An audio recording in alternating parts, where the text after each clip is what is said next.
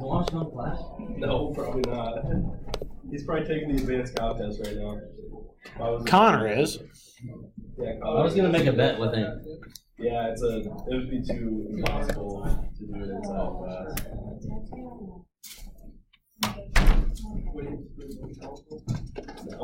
No, he's just being hard to deal with. That's Marshall. This is all Marshall. Done. It's alright. I gotta upgrade my bombs real quick. Boy, I give Marshall a hard time like that. I try to keep class interesting. You can try harder. Wow. Isn't that an insult to yourself? Huh? I don't like this material any more than anybody else does. What if instead of teaching us numerical analysis, you taught stuff you want to do? Like real analysis. Like real analysis? You don't want to do that either. I like that. I'd be down for 2 real analysis classes a day. I would rather teach real analysis How than many numerical. states can you draw the shape of? Right. This one's always Well, I know the general shape of all of them. I can draw is Yeah. like 0. Wait, I'll what was she tell talking about? you, you get 5 minutes to draw as many states as Colorado. Yeah, that's still not too bad. Okay, well, you get 5 minutes and we'll see how many shapes you can draw. Ready? I have an idea. I want to see. Why would we do that? That has nothing to do with numerical analysis. Can you draw Wisconsin on the board? Although I do have a nice idea for Julia's next major assignment, though. What? That? That's you. Oh, you're gonna make me draw this thing. Mm-hmm. Yeah, but with something from numerical analysis. That's a really good idea, Julia. Gosh, what did you? You're welcome. Yeah, You're thanks. writing all the assignments. See, I have my clock out. Timer. I'm not going to do it. Name is very states. What's it? Name is very states as you can. How many? Alabama, Okay, you Alaska, get- Arizona, Arkansas, California, Wait, Colorado, wait. Connecticut, Delaware, Florida, Georgia, Hawaii, Idaho, Illinois, Indiana, Iowa, Kansas, Kentucky, Louisiana, Maine, Maryland, Massachusetts, Michigan, Minnesota, Mississippi, Missouri, Montana, Nebraska, Nevada, New Hampshire, New Jersey, New Mexico, New York, North Carolina, North Dakota, Oklahoma, Ohio, Oklahoma, Oregon, Pennsylvania, Rhode Island, South Carolina, South Dakota, Tennessee, Texas, Utah, Vermont, Virginia, Washington, West Virginia, Wisconsin, and Wyoming. Okay, you have to do it again. You have to do it again. You said Backwards. Nebraska No, twice. backwards. No, you have to see if you can do it backwards. Why would I go backwards? Okay, so I can time it. ZYXWD. How do you do it backwards? Okay, ready? Can I I'm not doing it backwards. Can I ask you a question? I'm not doing it backwards. Dr. Joe, Dr. Joe, did you learn to do that so fast to pass the sobriety test? Is that what you learned? No. Wow. No, I learned the stage alphabet order back when I was a kid. And then I learned there was a song. Yes, I've learned the song. The 50 Nifty United States. Yes. From 13 original colonies. United States, Fif- the 13 original colonies. Yeah, that one. From like 5th 50 grade. Nifty starts in the flag that it's a Wait, keep going. I don't think I know it. My mom's hard to use. I learned it from my mom. Dude, your thing's already connected. And I'm like, I know. Quit trying to hog the outlet. What are you doing? All right. You know, all of this is being recorded too. All right. Are there questions about numerical analysis? No. No? We haven't learned anything there yet. You haven't learned anything in this class? Thanks, Nick. No, we haven't. Appreciate it. What are we doing? What are you doing? I gotta charge my computer. Yeah. I mean, he has a good point. He has a good point there. He does need a Outlets computer. in this classroom. Nice. There's an Go outlet ahead. there? You don't have to worry about it. Yes, there is an outlet right there. There's one right here too. The best part about this is I found this one after I looked for 5 minutes underneath here over to plug something in. All right. Because then he wouldn't be a cool kid anymore. Yeah. This is a cool kid, bro. Why would I do that? That would just be harder. That's also true. We're good. Fine. So what we're talking about today is splines. Fine. Are we gonna need the editor thing? Hmm? Are we gonna need the editor? No. I loaded it up. Can we get it on the ready today? Probably not. I mean, I'm gonna do stuff on the computer, but you probably don't have the program downloaded yet. What program? GeoGebra. Should we just, like, start downloading it now? You can go on the internet and do it that way too, yes. So, all right. Alright. Splines. Okay. So, It's called Hmm? Splines. yeah, they're called splines. You think you made it up?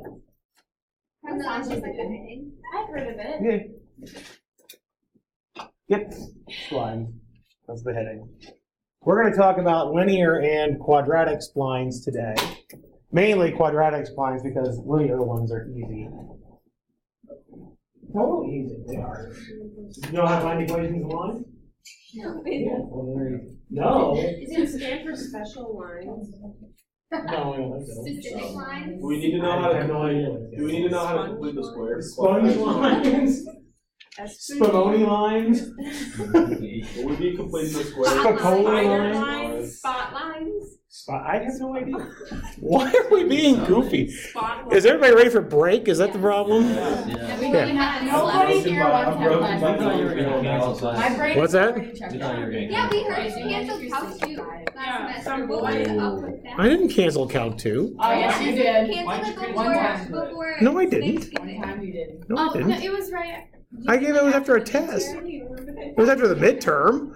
Yeah. Yeah. It wasn't canceling class. You had to come in at night and take the midterm. We almost got covered. Also, my Calc 2 class tomorrow doesn't have class because I have midterm tonight. I've been helping Megan study. Oh, good. You just looked at me, so I was like, I missed you. Have you been helping Megan calm down? What? Have you been helping Megan calm down? I'm doing my best. Okay, good. I'm doing my best. Yeah.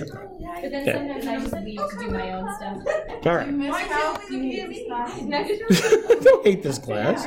You said earlier that you hated this class. No, when did I say I hated this The class? content. Oh, the content, yes. That's not saying I'm just calculating. Do you like complex Oh, analysis? for or real heaven's analysis? sake. Nobody wants to do this. There's stuff in complex analysis that's cool, but I like the real analysis better. I was Yeah. just curious. Yeah. was it though? It was. And One's on the real numbers and one's on the complex we numbers. could have not had Why did she only have? You should Yeah. ask Dr. Joe if it's her fault. You're like, no. No, but Why she's should ask Dr. Joe if it's her Okay, fault? that's the situation. This is okay. One time in Calc 2 last year with EJ was right before Thanksgiving break, and she was like, "Do you guys have class on Tuesday? We'll cancel." Or on Wednesday, I think it was like, "We'll cancel class if none of the rest of you guys have class." So we're all like, "No, we don't have class." And Cindy was like, "Yeah, I have class." No, I didn't say yeah, I have class. I was Nodding. zoned out, She and was she was nodding. looking at like my direction. So usually I just like nod. So I was like, Mhm. And so then she was like, "Okay, we have class now," and we're all like, "Thanks a lot, Cindy." Way to go, Sydney. He just says it's definitely your fault. yeah. And later he came up to me, "Isn't that commercial?" Yeah, All I'm right. not very happy with you. Let's talk about splines today. Gosh. All right. So here's the idea behind splines. So what we're going to do, what's that? A spleen? We talk about spleens? So we're learning about the spine. Yes. All right. Oh, yeah, with the, I'm getting to it. All right. So let's say we have a bunch of points. And we want to find a function that goes through all of these points. We've talked about polynomial interpolation before today. And that was one way to get a function that would go through those points. But of course, we know that not every function that we come across is a polynomial function.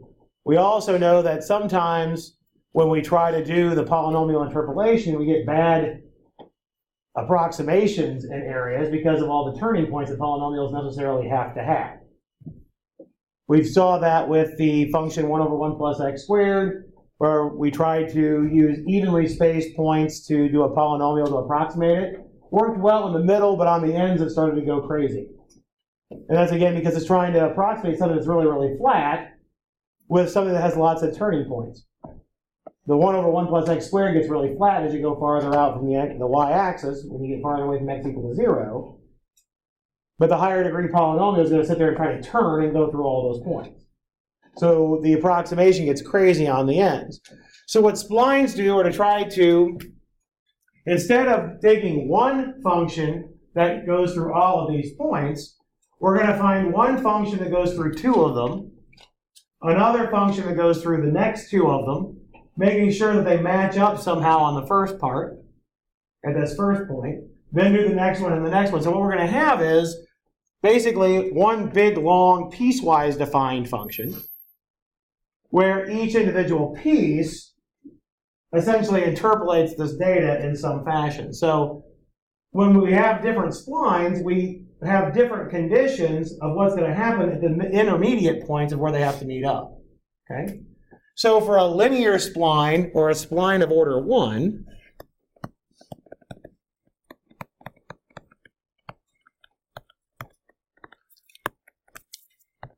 for a linear spline, all we really mean is, this is why I asked people, and Haley told me no, do you know how to find the equation of lines?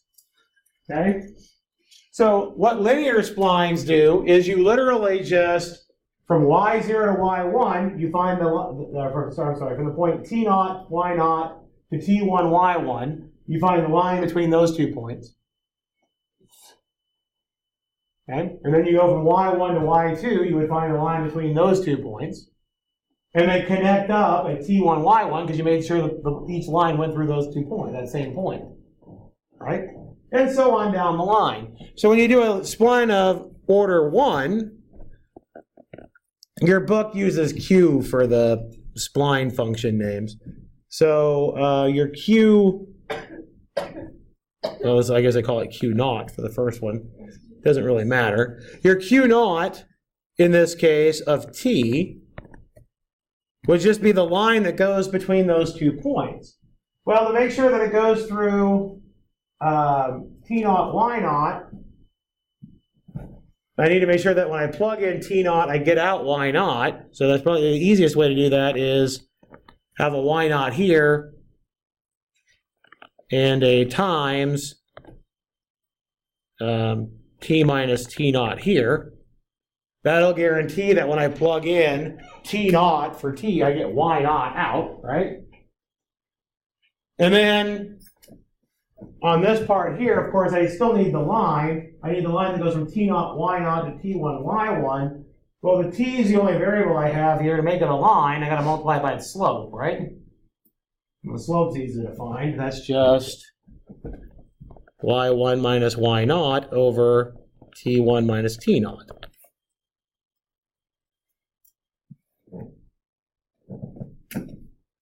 And so then your next one, your Q1, would be similar. You would have Y1 plus Y2 minus Y1 over T2 minus T1, T minus T1. And you would just keep going, right? And essentially, if you think about it from the way the points would be graphed, all you're doing is just making a bunch of sticks, right? So what you're doing is you're approximating the function with what's called a piecewise linear function. So we would have these different pieces. These are our different functions. Of course, we want to make sure that these functions, we only use these functions on the certain intervals, right? We'll only use Q0 from T0 to T1. We'll only use Q1 from T1 to T2, and so on. The last one would be Q sub n minus 1. You have Y sub n minus 1, Y sub n minus Y sub n minus 1, T sub n minus T sub n minus 1 on bottom, and then T minus T sub n minus 1 here. Then your actual spline would be a piecewise linear function. It would be Q0. If T is in between T0 and T1, it'll be Q1. If T is between T1 and T2, so on down the line, it'll be Q sub n minus 1. If T is in between and T sub n minus 1 and T sub n. I'm not going to go through an example of finding that because you all, at least you're in a 300 level math class, I'm going to assume you all know how to find equations of lines. Okay? Except for Haley. I know Haley doesn't know. She already admitted it. First step is admitting you have a problem. It is true. It is a problem. All right. So I'm not going to go through an example of doing linear splines because you can imagine what it would look like. If you think about having some underlying function, if I just draw off to the side here, so you've got some underlying function with some points that are on it that you found, then the linear spline literally is just playing connect the dots. Right? It's just a, what's that? I could make it like a state? Yeah, I could. I could do Utah pretty easily with the linear spline. I know, I told you, I already have an idea for your next project. All right. So far, so good? You've done stuff like this before. You see this in trapezoidal rule when you're doing integration, because that was what the top of your trapezoids look like when you're trying to approximate the integral. You've seen it when you're doing arc length, because again, you use the sticks to approximate, find the distance of the, find the length of the sticks to approximate arc length of a function interval. This is not something that's unfamiliar to you. Okay? So you've done this stuff before, and again, you know how to find equations and lines. This should not be a hard concept to do. So what I want to do instead, before we go to the one that's really used more in practice, which we'll do after break, do kind of an intermediate step, and that's the spline of order 2.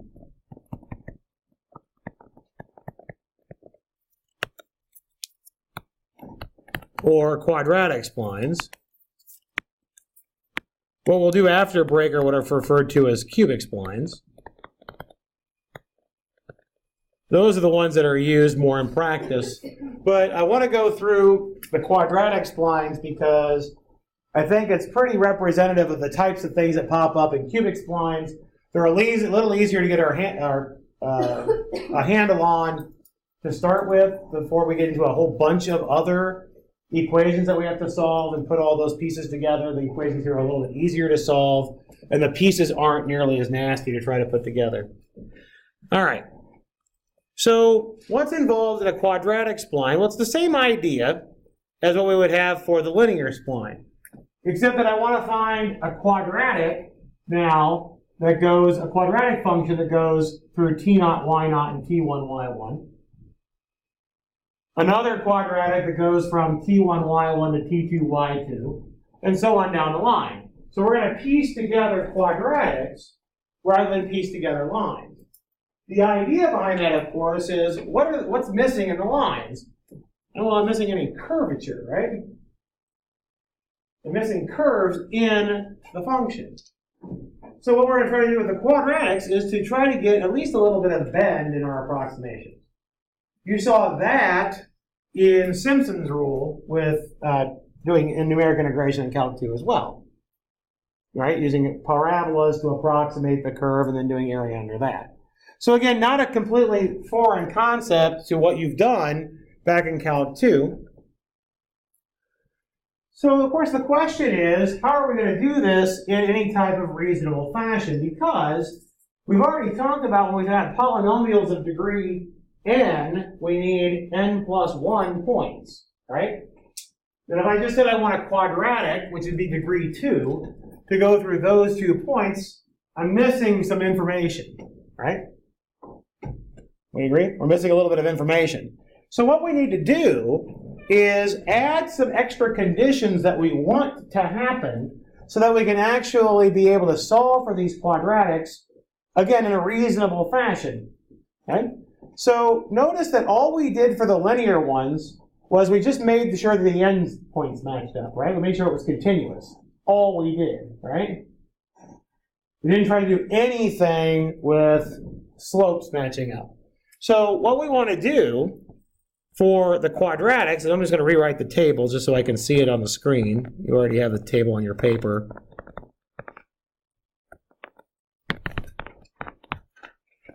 Only so I don't have to keep flipping back and forth on the computer.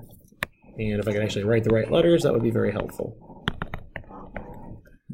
Okay, so what we had from before is that we had that continuity condition, right? We wanted to make sure that the function I'm using from the left-hand side matched up from the function from that we had from the right-hand side, right? We agree with that? So we wanted to make sure that we had the limit as our t approached, let's say, t sub n plus 1 from the left of our q, not n plus 1, let's do I plus 1, sorry. Of our q sub I of t. So this is the I function going to the next point. So this would be like the q naught approaching q1, or t1, q1 approaching t2. We want to make sure that that limit from the left is the same as the limit as we approach t sub I plus 1 from the right of the next function.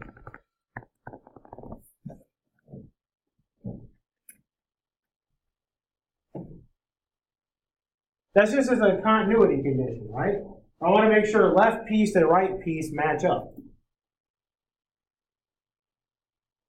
So again, looking at the piecewise defined function that we wrote, notice my q naught, I'm going to use all the way up until t1. My q1 starts at t1 and then goes to t2. If this is going to be continuous, which by the way, notice the way I wrote this, I wrote equal to on both of them. That would be a big problem if they were two different values, right? Really, I should probably erase one of them anyway. But as long as they're the same value, I don't have any ambiguity of which one I plug it into. But while we're saying with this condition, this is just a continuity condition, I want to make sure that as I get closer and closer to t1 from the left, on this piece, I'm the same as if I get closer and closer to t1 from the right on this piece. That's just a continuity condition, right? We made sure that worked with our lines because we made sure that line 1 went through this point and line 2 went through that point, right? We agree with that? Okay? And then the same way on down, we made sure that line 2 that we did went through this point, and line 3 also went through that point. We took care of that continuity condition the way we made up the equations of the lines. All right, but for second order now, we've got a little bit more playroom, right? Not only do we want to make sure that the pieces match up, we want to make this thing look smoothed out, right? Well, to make it smoothed out, I better make the derivatives match up as well. So I get those sharp corners go away. So we get the limit as t approaches t sub I plus 1 from the left of q prime sub I of t better be equal to the limit as t approaches t sub I plus 1 from the right of q prime of I plus 1 of t.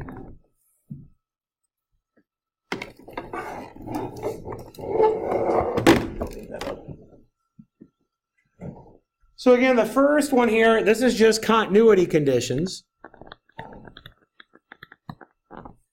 This one is slope condition. Right? We'll make sure the slopes match at the endpoints. By the way, I've been saying endpoints of these intervals. That the word they use with spline is they call these points the knots. Why they call them knots, I don't know. I guess it's because you're tying together the pieces at those points. They call them the knots. I don't like it because there's an entire field of what's called knot theory, which actually talks about honest-to-goodness knots. Literally, if I was tying something up into a knot, that's what knot theory is about. And you can use it to study DNA formation, the way heart vessels form around your heart. There's all sorts of things you can do cool things with knot theory. It's cool. I mean, there's good things that you can do with splines, too, because you're doing these to approximate things, right? This is the whole point. I just don't find the material personally interesting. It's just me. It's fine. I can see lots of good uses for it. I'm just glad there's other people who are more interested than me. Okay? All right.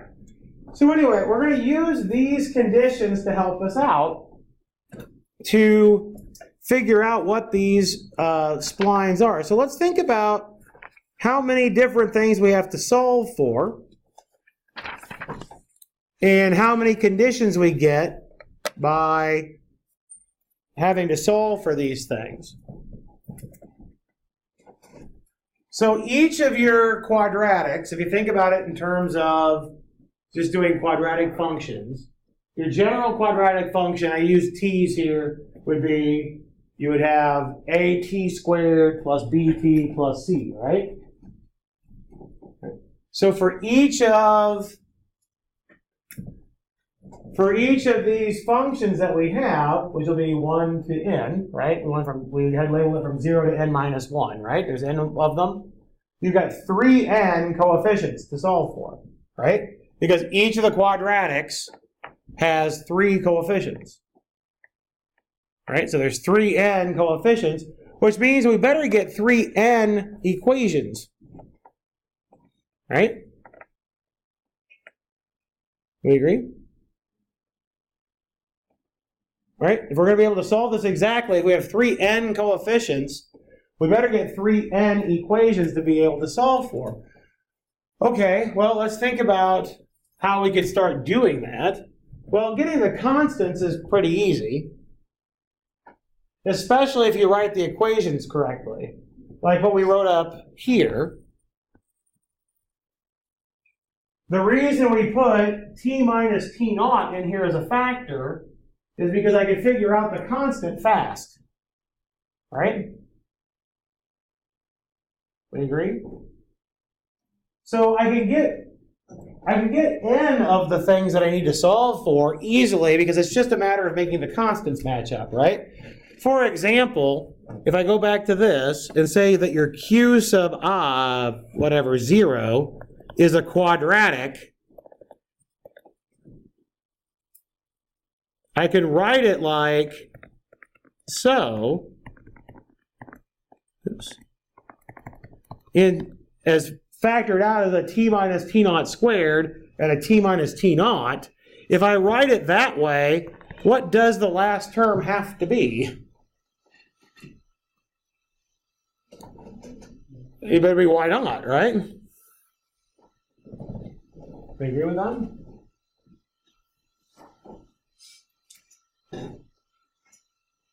Okay. So without a doubt, I can get that y naught without too much difficulty because of the way we've set this up, right? So really, I've got about 2n of these things to take care of rather than 3n. Because if I think about writing my quadratics in this form, I never am going to have to solve for that constant. What I really need to do is figure out this b and this a, right? Those are the pieces that we need to do. We agree? Okay. Well, let's work on the b first and build ourselves back up to a because of this second condition here with the derivatives.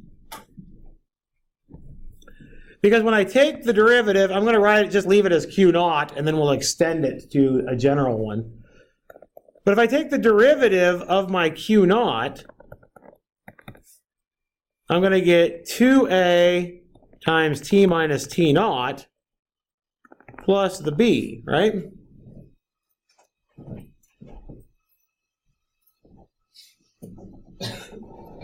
We agree with that? Okay. Now here's the thing, and this is going to be an ongoing thing to the next, when we do cubic splines later on. This is going to be ongoing. Here's the thing about the derivative at this point. I don't have, on this endpoint, I don't have anything for it to match up with. This is the first one, right? Right? If I plug in t naught in here, I get b, but I don't know what to let b equal. Right? Okay? So it turns out that this b ends up being, for those of you who are in linear algebra or have had linear algebra, this b ends up being a free variable.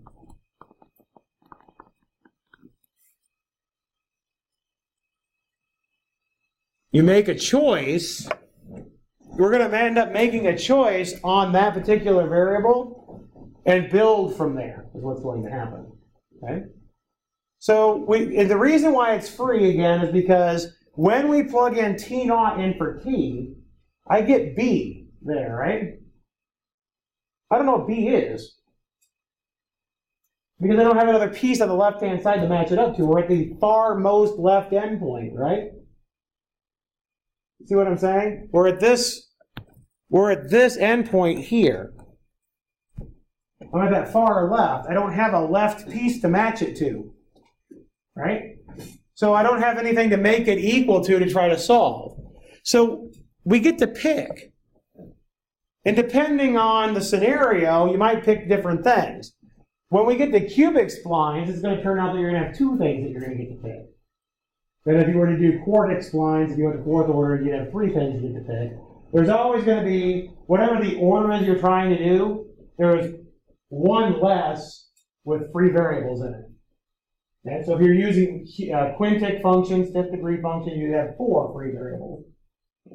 We're not going to go that high. We're going to go to cubic and stop. So with cubic splines, we're going to have 2 free variables that we'll pick. Both of them will end up being at the ends, is what happens. Okay? This one we only get 1 and it's at the front end. For cubic splines, we get it at both ends. Like I said, we'll talk about that after break. But that's the idea here, is that we're going to have to make a choice to get started. Okay? So your book will use z's for these values. So your Q naught prime at T naught, your first one, we're going to call it Z naught. This is our B. We get to pick this one, okay? Now, it does say in the book that sometimes you pick it to be 0, so your quadratic flattens out there. So you get a horizontal tangent there at the edge. Sometimes they make it so that the second derivative of the function is always 0. So you pick a value that will make the second derivative 0 all the time. Okay, so that of course just changes it into a line. Anyway, so because your second derivative of quadratic is a constant, so if they pick the second derivative to be 0, it has to be that the function was a linear function to start with. So anyway, once we have this one now, we can use this condition to get the next z's. The book uses the z's here. Okay? So once we have that first condition, remember now, we want the limit as t approaches t1 from the left of the derivative to be equal to the same idea, but from the right on the Q1. Right? We want to make sure the slopes match up. The slope from the right on the first one matches the slope on the left from the second one. Okay? All right. So let's see here. I haven't figured out this A yet, but we will. But we'll figure out in terms of this A here in a second. But I know what the derivatives of each of these are. Your Q1 prime, let me write it over here. Your Q1 prime of t will be your, let me call it I'm going to call it a C, t minus t1 plus d, right?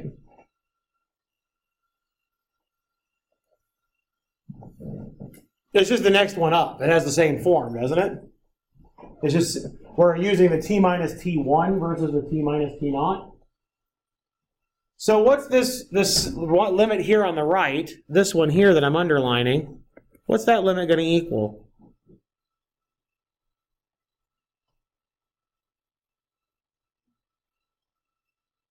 What's this limit going to equal here? If I plug in t1 up here. It's just d, right? Okay? It's just a linear function, so I can just plug in the t value, right? Okay. What about on the left-hand side? Well, the left-hand side, I've already said the b was what we referred to as z naught, right? Right? Okay? The d was what we referred to as z naught, And then I've got plus, I'll have 2a times t1 minus t naught.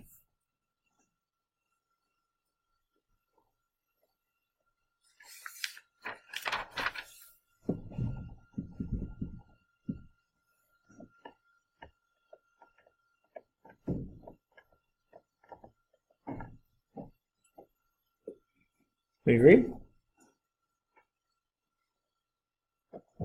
Did I do anything wrong there? I think I'm okay so far. My sign might be off, but I'll figure that out in a second. All right, so we see what we're doing to get this d? Right? I haven't gotten to c yet. We'll worry about that in a second. Right now, I'm just trying to figure out how do we get these coefficients on the sides here, right? Right? That's all we were trying to do there, wasn't it? Okay? All right. So let's look at how we're going to get the rest of them. Because this now, once I know what my z naught is, if I know a, I know this, don't I? Right? As soon as I know a, I know what this is, don't I? Okay? So let's see if we can figure out what this a is. Well, let's go back to what is this general quadratic would have to look like. You can check this idea.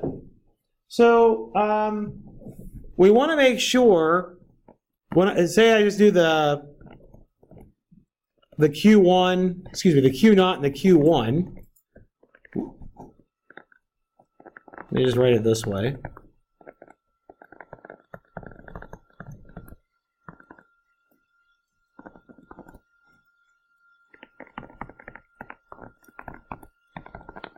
Oops, forgot my squared. All right. Again, I'm just trying to make the pieces match up again, right? In particular, let's think about what we need. I wrote what the Q1 is. Certainly when we put in T1 into Q1, I get Y1, right? So if we put in T1 here, I need to get what?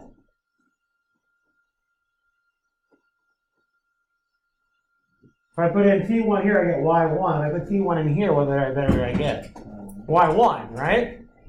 Do you agree? Okay, so up here, when I do Q naught of T1, I better get Y1.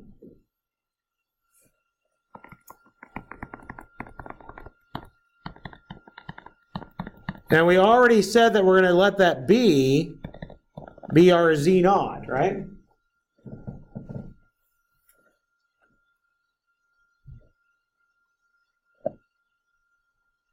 Right? We already let the B be the Z naught. Oops, I forgot to put T1s on these things. That's squared. It is squared, yeah. Forgot lots of things. You haven't had a tick for a while, sure. Did you just laugh? Was that a little laugh? All right, so now, again, remember, Z naught we picked, Y naught and Y1 we were given, T1 and T naught were given. So we can figure out exactly what the A is, can't we? Right? So the A, we need to subtract the Y1 minus Y naught, subtract the Y naught over. Let's divide through by T1 minus T naught.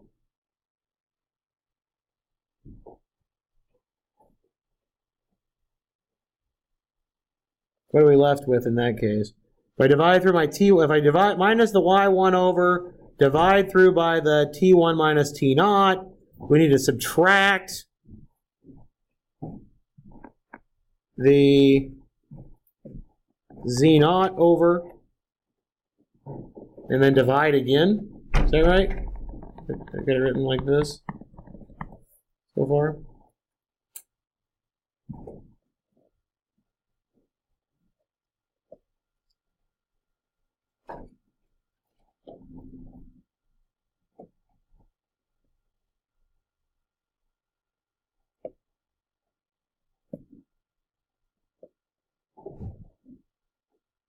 So what we got? Did I do that right? Yeah, Maureen.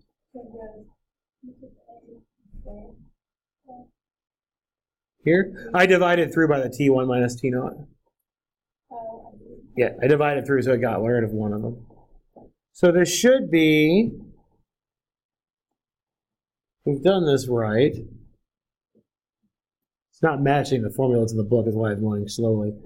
I want to make sure that everything's going to work out right. Y1 minus Y0 over T1 minus T0. That'll be squared. Minus Z0 over T1 minus T0 is the A.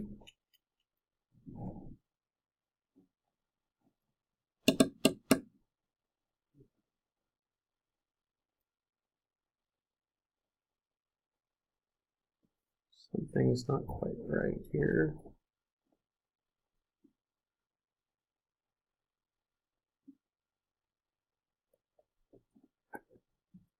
Well, let's just get a common denominator, see what happens. Something's not right. Something needs to... Something is missing.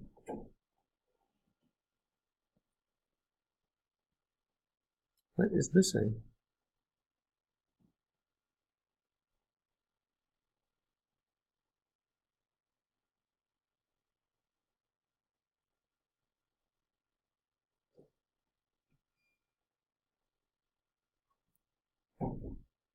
That is right. What is going on? I know what I'm supposed to get, and this is not going to simplify to what it's supposed to get. Part of it's right.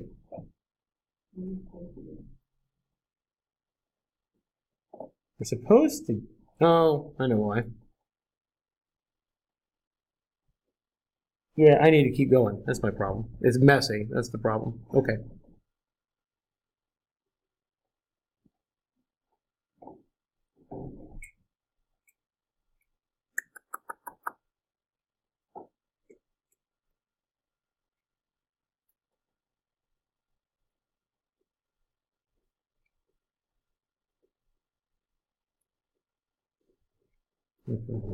This should have worked, and it's not working.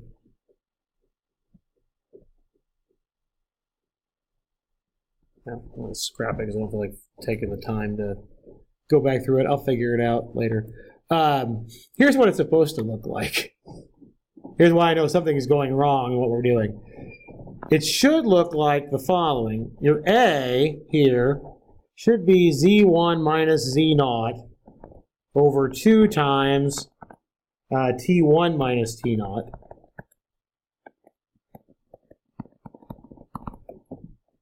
And then your T minus T0 squared. This is what your A should end up being. That's why I said there's something is getting goofed up, but part of the reason why is I don't have my Z1 status. Your Z1 should be your D up there. We didn't have it completely reconciled, so that was part of my problem. We'll just go through the other way and show why this has to be the case.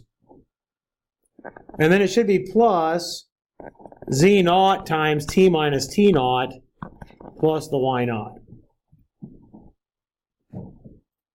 I don't know why it wasn't working the way it needed to work. I don't have the things plugged in correctly.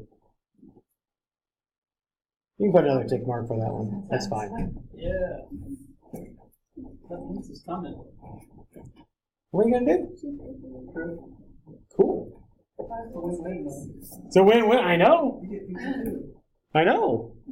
That should be the first thing you should do. I shouldn't get pizza. I have to buy it and not eat it. Let me tell you something, Sarah. If I'm buying the pizza, I'm eating some. All right. Let's see why this works. All right. Certainly, without too much doubt here, if I take the derivative doesn't really matter what the derivative of this piece is. I would just take the 2 down and leave this term, right? If I plug in t naught here, I'm going to get 0. Right? Do you agree with that?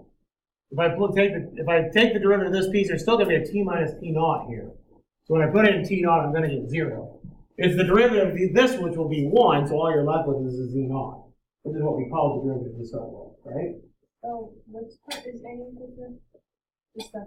This part would be your A. Is the first part that's on the t minus t naught squared. I wasn't getting, I probably need to get those 2 equations put together with each other, but I don't feel like trying to get all the algebra to work right now. It'll work, it's just a matter of getting them put in the right way. I should have just started here and explained why this has to work. We're going to do homework on it. No, I'm just using these. I mean, I'm going to test you on it. I mean, I figured that. Yeah, obviously. All right. Now, if we do take the derivative of this, well, the other thing that you need to notice is that a couple of other things that you need to notice. First thing we need to notice is that if we take the derivative, we get the z1 minus z naught over t1 minus t naught times t minus t naught plus z naught, right? That's what we get if we take the derivative. Now notice what you get if you put in t1 here.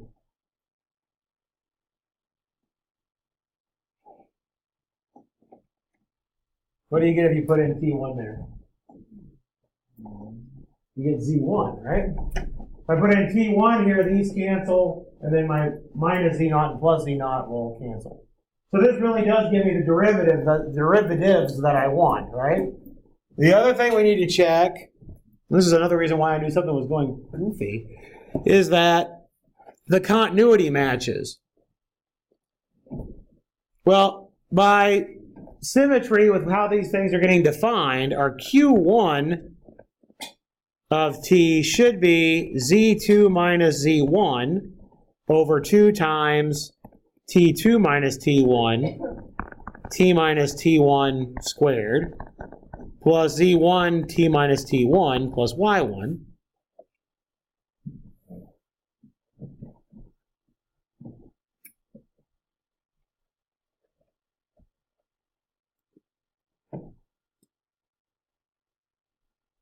When you put in, we've got to make sure the continuity matches. If I put in T1 in here, notice I'm going to get some longer formula in there, not just Y1 that pops out, right?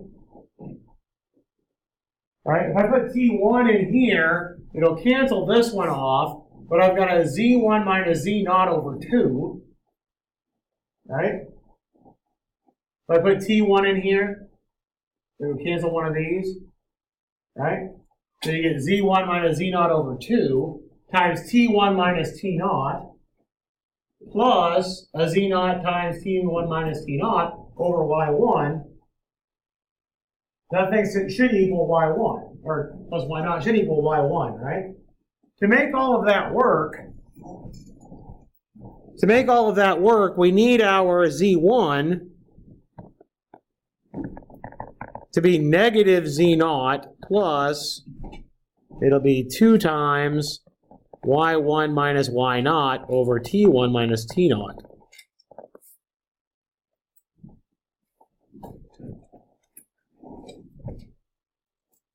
This is why I said that was why things were going goofy on me, going sideways. Like I said, I think I can get to that point. If I go back up here, just to scroll up real quick, I'll scroll back down, I promise. This is what we had for A in terms of the y1 minus y naught. And we had this in terms of my A here. Right? I could figure out what my A really needed to be between those 2 equations in terms of the different pieces. Because that D was going to be what our Z1 should be. Anyway. This is what they should be. Again, if you match them up, you really will get y1 out of both of them like they're supposed to be. If I put in if I put in this mess up here, you'll get what you need. If you plug in, you will get the y1. So in general, here's what the formulas look like. Let's just write them down. Derivation of the formula went so well today. All right. So just to summarize, quadratic splines. First step, you pick your Z0. That's step 1. Step 2, we're going to compute your Z sub I plus 1, whatever the next one is in the list. That's negative Z sub I plus 2 times Y sub I plus 1 minus Y sub I over T sub I plus 1 minus T sub I.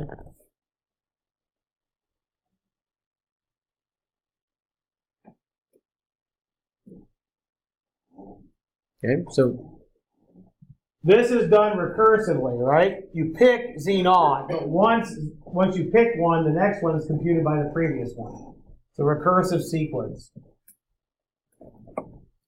Once we've got our Z0, our Z sub I plus 1, our function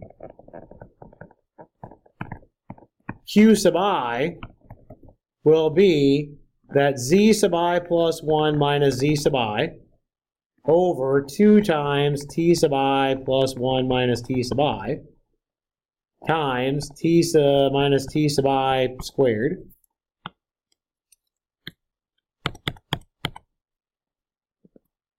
plus Z sub I times T minus T sub I plus Y sub I.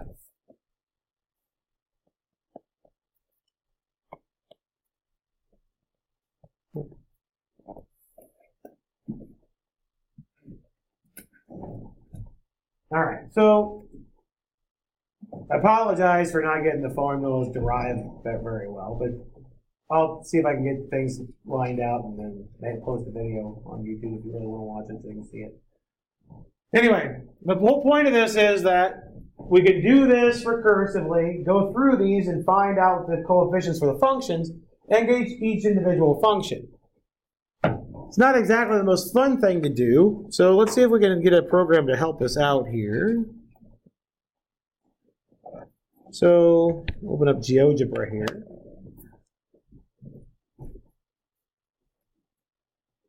All right. So, oops. Sorry about that. Cord got.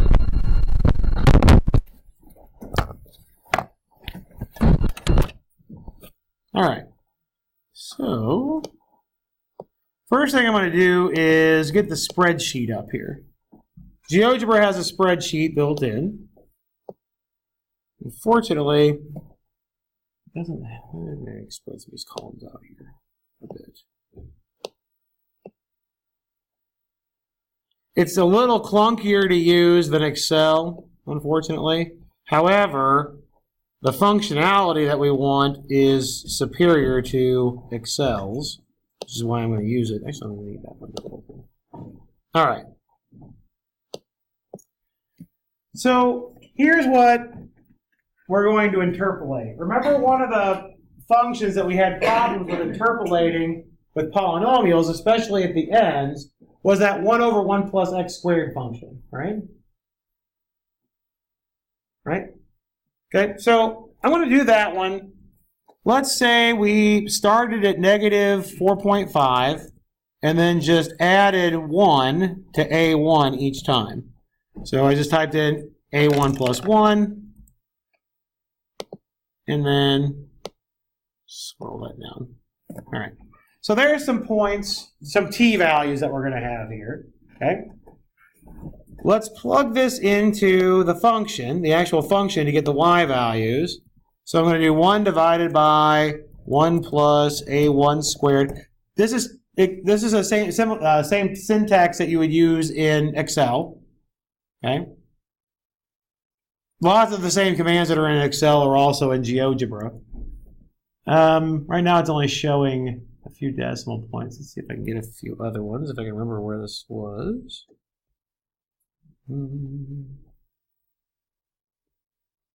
rounding. That was it. Let's get 5 decimals. At least so we can see the decimals. A few of the decimals here. All right.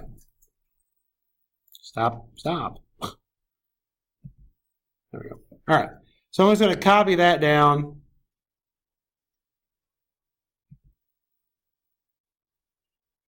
Then over here, we need to. Well, I've got these are the y values, right? All right. These are the y values. The next column, I'm just going to do those z values. So remember, the z values are the opposite of the previous z value, and then plus that y1 minus y0 over 2 times, or the y sub I plus 1 minus y sub I over 2 times t sub I minus plus 1 minus t sub I. Okay? I can do that in here in Excel quickly, right? Remember, we get to pick the first z. Yeah, Nick. What was the formula in B1? 1 over 1 plus a1 squared. Yep. So remember, we get to pick the z. Now, for our knowledge of what goes on with 1 over 1 plus x squared, we know on the sides it's pretty flat, right? That first z0 is the derivative, correct? It's the derivative of the first quadratic we're going to use. So I'm just going to start it at 0 because the function we know is pretty flat there, right? If the function is not pretty flat, you probably wouldn't want to use 0. And we'll see what I mean by that in a second. All right, from there, we're going to compute. I need to compute the, remember the formula is this.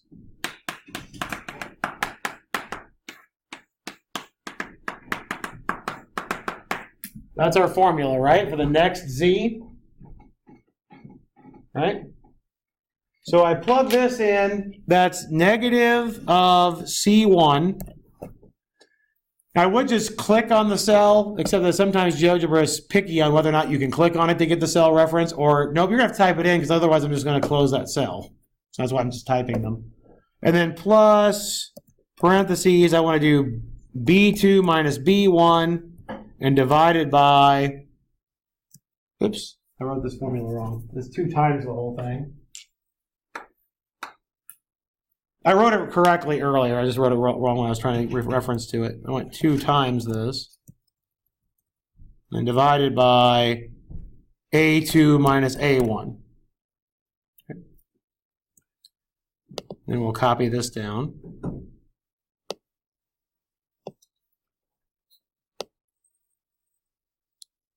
Those are our z's, right? Okay.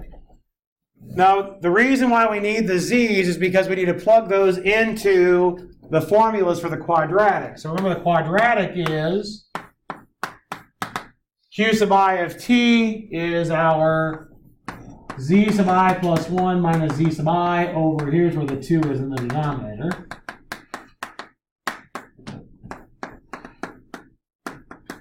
That's the quadratic term, right? And then the linear term is just z sub I times t minus t naught, and then plus, or t sub I, and then y sub I. Okay? So I already have the z sub I here in column C, correct? Here's z naught, here's z1, z2, z3, and so on down the line. I'm going to compute these coefficients in the next column over. Okay? So this one's going to be, I need z sub I plus 1 minus z sub I. So I need C2 minus C1.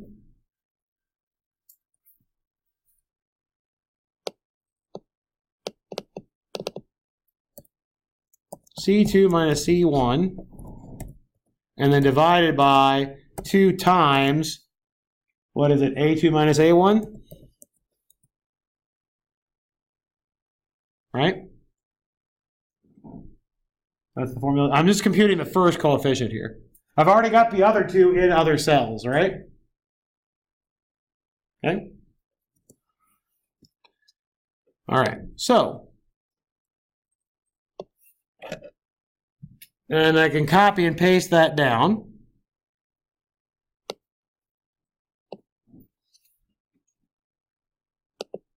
Interesting, it doesn't like that last one. sure what the problem is. Oh, it's because there's not another cell at the bottom.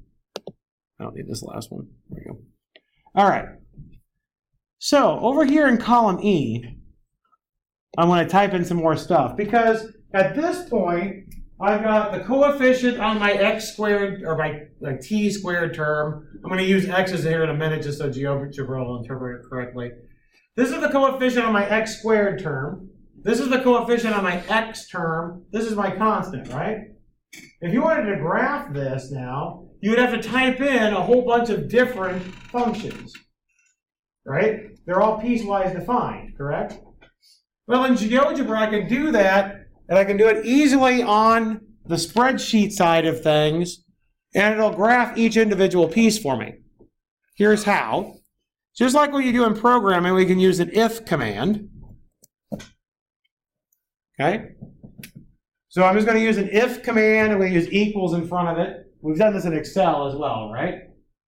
Remember, our first function is going to be valid from first to second endpoint, right? So I'm going to write if a1 is less than x is less than a2. I think GeoGebra will interpret it that way. If not, we'll put it in an and symbol in the middle, but I think it'll interpret it that way. If a1 is less than x is less than a2, then I want to use the function. Okay? The function here is going to be d1 is our coefficient on the x squared term, right? So I used d1, that's the coefficient on the x squared term, and then it's x minus the first x value, or the first t value, squared. That's the quadratic part, right? And then, nice thing is, once you set this up the first time, you can use the same spreadsheet every time. And it'll do it the way we want to do it every time. C1 times x minus a1, that's the linear term. And then plus b1, that's the y coordinate on the end. It actually puts the function in here. You can see it. Let me zoom in a bit here. You can see it start to bend a little bit. Right? It's a really flat parabola. What's nice is now, since I type that in terms of cell references, copy paste, boom, there's our spline.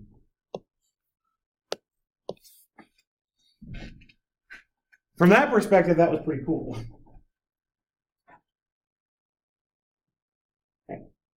And then if I just superimpose the function that we were doing the spline for, it was 1 over 1 plus x squared.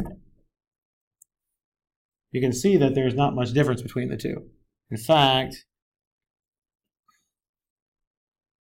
I have to go in pretty close here at the top to see where the difference is. So the spline here actually misses the top of the curve. It goes underneath it. But again, that was pretty cool that it actually did that. Now again, remember, we got to pick the z0. Remember, the z0 is our first derivative, right? It was the first, it basically is the first guess of what the derivative is at that first point. Literally is a guess, right? I put in 0 because I knew what the function looked like to start with. If I didn't know what the function looked like to start with and I used a different guess, something else might be screwy, right? So for example, if I say, well, I'm going to guess that the slope is 1, why didn't you take that? Slope is 1, there we go. Well, now I've got a screwy looking spline. Because again, it tried to start off this process by making this derivative 1 at the end point. It's making it so this, if you think about the derivative coming in from the left, it's making that slope equal to 1, which is way off of where the function slope is. Right? So when I did the spline now, it's still doing it around the curve, right? It's nice and close to the curve. It's interpolating it just fine, if you will. It's just not approximating it very well because we put extra noise in at the beginning. It's like we plucked a guitar string or something, right? Still has the same basic path, it's just waving longer. Okay. That's okay? We can do other functions. There was nothing special here about that particular 1 over 1 plus x squared. You could have been given a set of points, and you could just type those points in here, and it would spit out the spline that goes through those points. Okay, so as long as we have them in order, the way we had them. We want to go from left to right. We don't want them in some random order. But if we would have done, say, it doesn't matter. Maybe we did -3 and 5 and -2. No, that's all up by 1 now. Let's say we had 6 and -2 and 4 and 9. I'm just making up numbers. -1. Okay. So again, just zoom out here a little bit. That other curve doesn't make any sense, but there's what the spline would look like. Again, I was just typing in random numbers, so didn't really have it doing anything in particular. Okay. But again, if I change, remember that first number is the slope. If I change the slope to a different number, it'll slightly change what the spline looks like. If I would have said that instead of 0, the derivative was negative at a point, it changes it even more, right? It's just making it, it's changing it, the slope is changing how basically the trajectory of what's going on. We could have done sine functions, so maybe I started with negative pi, and then it is equal to, maybe I add multiples of pi over 8.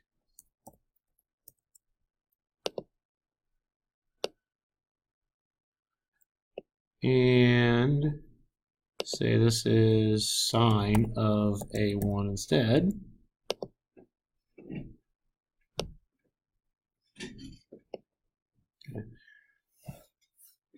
All right, let's see if I can zoom back in again.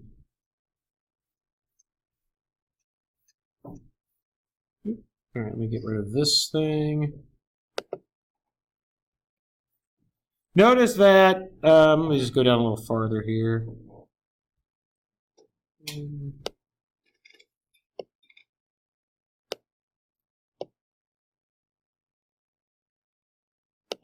That's weird. What are you doing?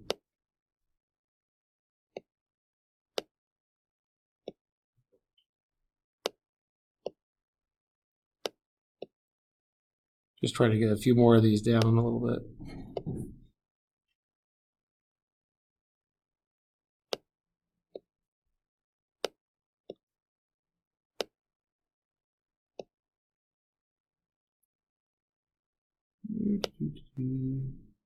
Oh, it's stop. What did you do that for?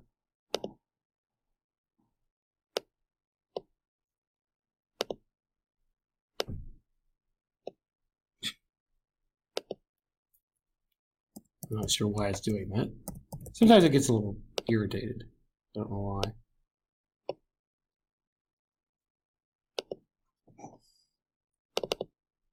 Well, why did you just copy the values? Why are you being weird? For some reason, it just messed up all these other things here. Hold on. Oops. It messed up my other cells below it.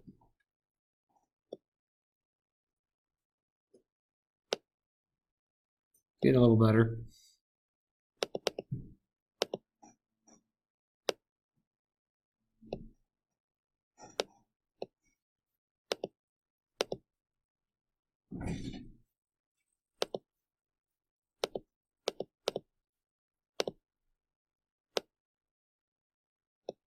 There we go.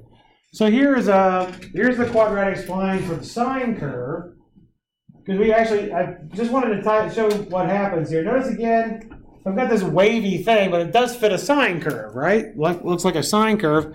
But what's my problem? Well, again, remember that your first z0 is your guess for the first derivative, right? Well, certainly the derivative of sine at negative pi is not negative 3, right? It's also not 0. Still got something wavy, right? But again, with our knowledge of cosine, we know the derivative is negative 1, and then we get something that actually fits the sine curve quite nicely. With parabolas. Keep in mind, we're only using parabolas here. That's the cool part. All we've done is piece together a bunch of parabolas and used a little bit of our knowledge of what's going on with the function. Okay. So again, these are the formulas that are the important ones. The reason, again, why I did this in GeoGebra, you could have done all of the numeric computations in Excel, just like we did in GeoGebra. Those were not hard, right? We just typed in those formulas in Excel and copied, right? It's the same stuff we did in Excel. The problem why I didn't use Excel is because it doesn't have the graphing functionality that GeoGebra does. And I can actually see the curve being drawn. And it connects it with the spreadsheet. Because I just type those functions into the spreadsheet, which is really cool. That's the coolest thing about this one is I got to use GeoGebra for it. I mean, again, this is the reason why this is cool is because I'm doing things with these functions and approximating the function using a bunch of parabolas and getting really a nice shape for what the graph is supposed to look like. So the question then is, well, how can we make it even better? Right? So that's the next question, and which is why in the next section that we're going to talk about are what's called cubic splines. Remember these quadratic splines, we make the pieces match up and the slopes match up. We're also going to make the bend match up. We're going to make second derivatives match. So it's going to really, really smooth it out. There's not going to be any really sharp turns very, very quickly based on the fact that the second derivative was undefined. It'll match the curvature along there. So that's what we're going to talk about after break. And hopefully with a little bit better derivation of the formulas than what I did today. All right? Everybody have a good break.